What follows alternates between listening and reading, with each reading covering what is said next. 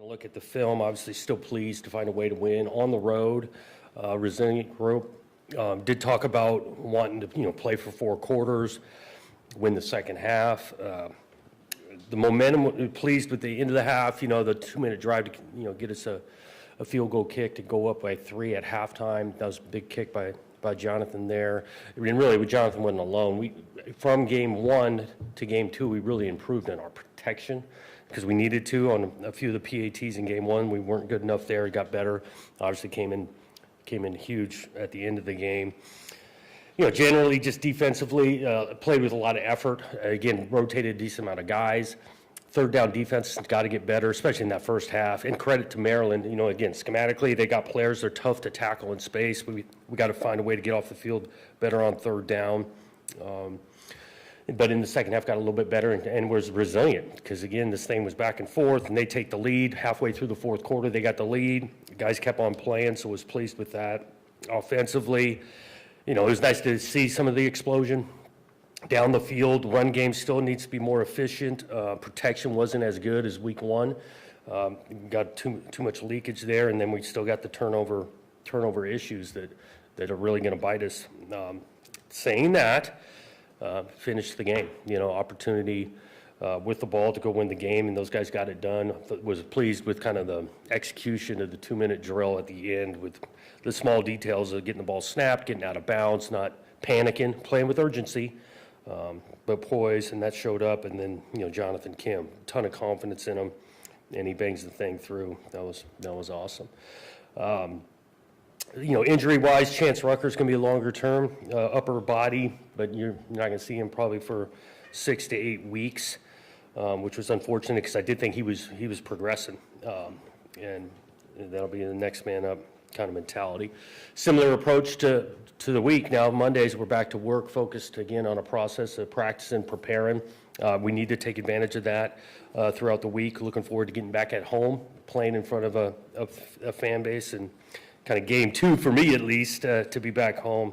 Really looking forward to that. Got some respect for Florida Atlantic, Prairie View A&M. These guys know how to win some games. You look at it, last year, winning games in their league. I think they're on their side of the conference.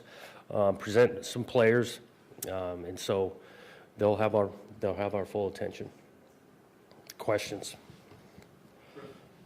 Jonathan, I'm wondering about that with Prairie View. I mean, obviously an FCS opponent, and you're coming off a conference game. I'm wondering how you kind of address the, I guess, mental side of that to keep guys from maybe thinking it's going to be a step back and kind of keep the edge and building on what you did on Saturday. Yeah, we'll talk quite a bit tomorrow morning, but it's always about us. It's always about our process. This idea that, trap game or something, there's no such thing as a trap game. These guys will have our full attention.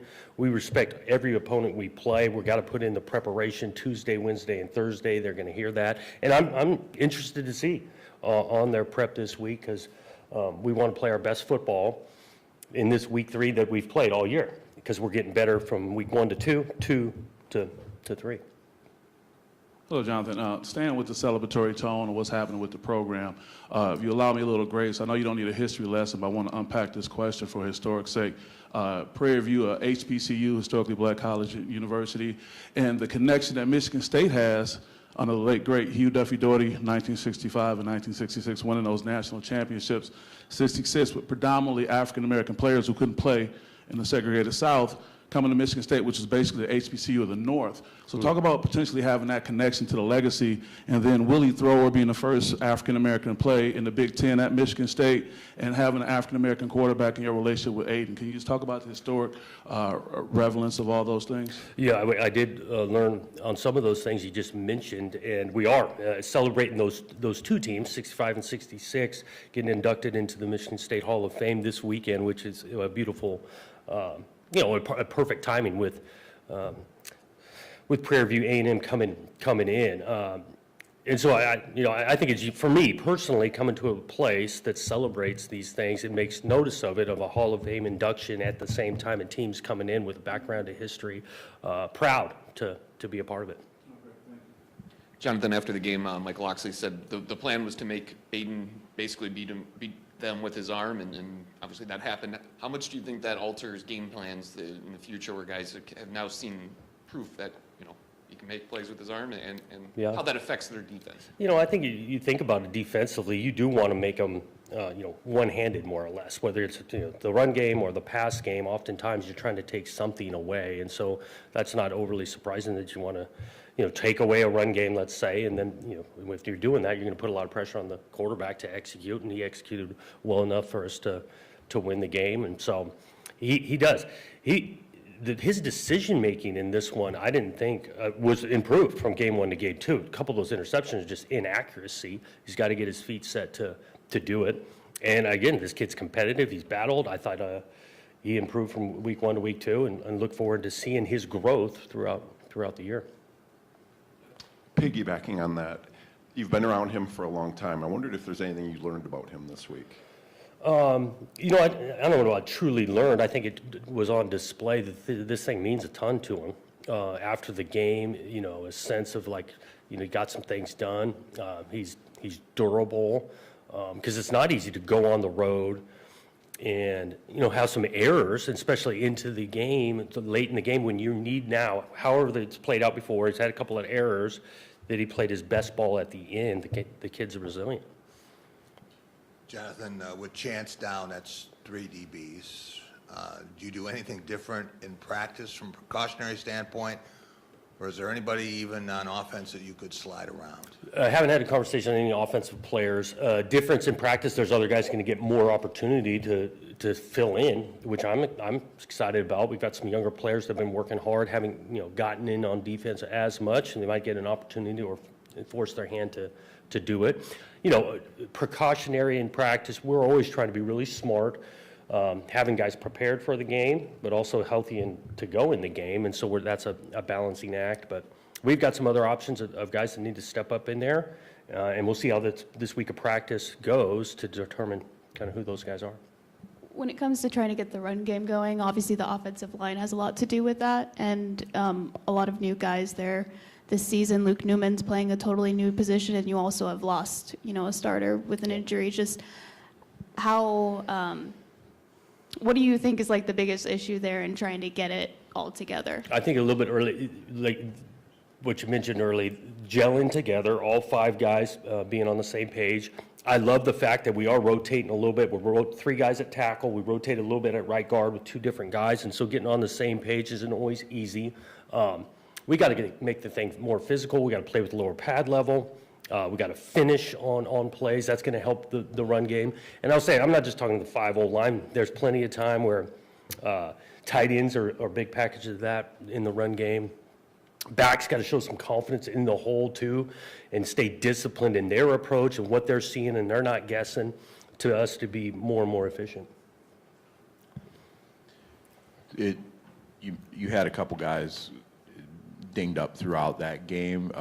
Glover went out. You had to bring in some of the other receivers. I wonder what you kind of saw with Gates, with Isaiah, and then the kick return game, obviously, with Isaiah getting shuffled out there at the end.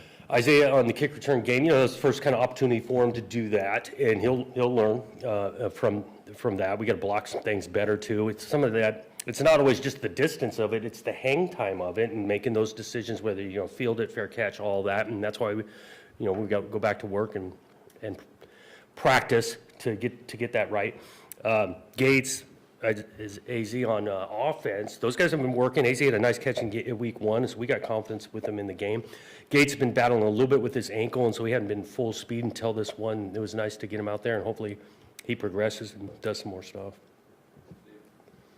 Jonathan, with Nate Carter's had a little bit of a quiet start, I guess it's fair to say, maybe to the season. Is it taking him some time, you think, to just sort of get a true feel for this offense? Are there other things going on that you just have talked about so far today? And additionally, what do you think K'Ron Lynch-Adams has brought to your guys' run game now that you've been able to see him, a couple times? Yeah, not down at all on Nate. I think he's been working. He had a couple nice carries, especially early. He creased one down in the red zone this last week. We do want to have a balanced attack between the two of them. I think they're a nice change-up. Their skill sets is a little bit different. Nate was huge in both 2-minute drives. He's in there. We're not running the ball a ton, but in the protection, knowing the calls, he had a couple of key blocks on pressures. And so that's how the season will go. One guy will get a hot hand, and we might ride him for a little bit. Takes all 11 in the run game to get the thing going. We're confident Nate will be right there. Jonathan, we saw a lot more, it seemed like a lot more Darius Snow on Saturday. Just Yep. wondering kind of the use of him and kind of his skill set for what the matchup is, and for a guy that obviously physically has been through a lot in the last couple of years to be able to get out there and look like he played pretty well. Yeah, he did. He kind of makes the play on the deflection to get the turnover. Some of his plays kind of dictated offensively what they put in the game. When they show a couple of tight ends, you see him in the game quite a bit, so 12 personnel. Previous matchups we hadn't seen as much 12, so you saw a little less of him. But he's doing great. He's on teams as well and making an impact there, and we're going to need that for him to continue to contribute that way. Coach, oftentimes when a team is this new, when there's this much turnover, these teams don't typically finish the way that you guys did. What does it say about this team? Is that encouraging, when it's just week 2 and you're already being able to pull off these wins? Yeah, I think it's encouraging, but both wins, you win the thing in the fourth quarter. This team came together in August and wanted to be player-led, and I think it's been led by the players to finish the way they have, sticking together, each side of the ball, having to, step up for the other one. It's a tight-knit, I would describe it as tight-knit, even though we have so many new faces. And you learn each week. That's one thing that's shown up the last couple of weeks, is the ability to respond and finish. We're going to try to keep that consistent for the year. Jonathan, you talked earlier about the adjustment defenses may make to Aiden and Nick in passing game. Just the things you showed. I'm wondering where you think Nick is in terms of his ability to read different things defenses are going to throw at him now that he's on film, and sort of the things you're going to have to maybe work with him on as he becomes more and more part of scouting reports. Yeah, I think he'll show up after this game, getting down the field. Some of that, he got down the field because he was blocking so well in the run game. Like, he's going to dig out the safety. A lot of times there's a couple good pictures of him doing it, and then the play action pass, it makes it look the same. We don't have any training wheels on the guy. I mean, he's out there, route adjustments. If it's cover 2, you do this. If it's man-to-man, you do that. He's playing all of those. He has a nice game. We need to continue to complement the pass game after, again, 2 weeks, but multiple guys catching it, because if they want to do some things rotation-wise his way, well, tight end need to show up. Velling was huge on third down a couple of times. Might present some opportunities for other guys.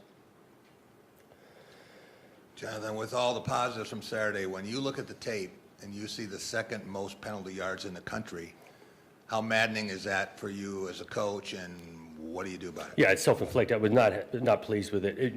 Week 1, that was self-inflicted. Now it's heavy on the defensive side. It was like polar opposite in this one. Hands inside. We got a couple of holding penalties. A terrible blindside block when, again, we're going down to the red zone. Terrible decision making. And so it starts with us. We got to be able to coach this better, set a higher standard for that. And I think I've said this before. The goal is not to play penalty free. I'm not asking them to do that. We need to fly around once in a while, but it needs to be in between the whistles, playing full speed and with great technique.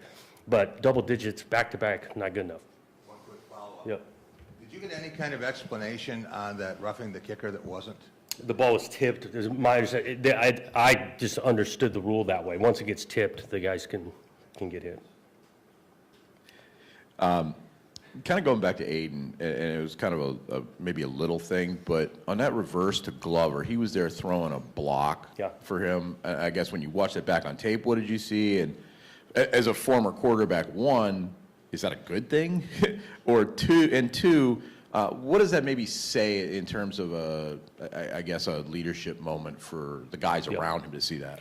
It was a really good thing, and actually I think it was well executed because he played with a little savvy. Hands the thing off, that you don't want to go right into blocking the guy, so the defender recognizes something's different. So if you watch it, he's kind of casual at it first.